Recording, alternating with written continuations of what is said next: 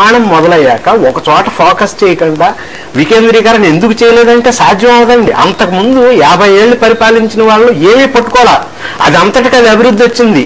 ఈయన ఫోకస్ తోటి తీసుకొచ్చి వాళ్ళ ఫార్మాస్యూటికల్స్లో, ఐటీలో, తర్వాత హెచ్ఆర్లో, వీటన్నిటిలో ప్రపంచంలో ఉన్నారండి మన వాళ్ళు, దేశంలో కాదు. ఇదంతా చంద్రబాబు గారు వేసిన సీడ్ అండి.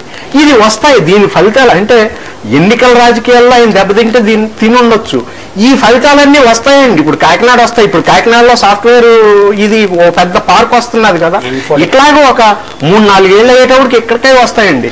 ఇప్పుడు నిరంతరం వాళ్ళతోటి తగాదా పడే బదులు ఇంకొక ఆప్షన్ వచ్చేసి మనం విడిపోయి ఇవన్నీ అభివృద్ధి చేసుకుంటే అక్కడ 10 ఏళ్లలో అయ్యేది మనం 5 ఏళ్లలోనే అభివృద్ధి చేసుకోగలం అన్నది నా అభిప్రాయం.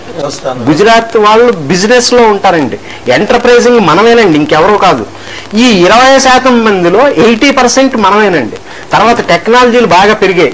ఏడాది పాటు ఒక 5 లక్షల చదరపు అడుగులు బిల్డింగ్ కట్టాలంటే ఇదివరకు ఏడాది పట్టేది, 3 నెలల్లో అయిపోతున్నది.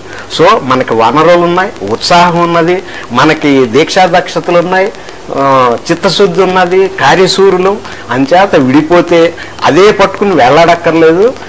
నా వ్యక్తిగతంగా అయితే ఉదాహరణగా ఇప్పుడు హైదరాబాద్ అక్కడెక్కడో మధ్యలో ఉన్నది, అది కేంద్ర పాలిత ప్రాంతంగా ఉంచే మన మండలం. అది ఎలా ఉన్నదంటే నాకు వద్దు కాబట్టి మీకు వద్దు అన్నట్టు ఉన్నదండి. అది పెద్దరికం అని అనిపించుకోదు, వదిలేయచ్చు. అక్కడ మనం కొత్తగా కట్టుకోవచ్చు.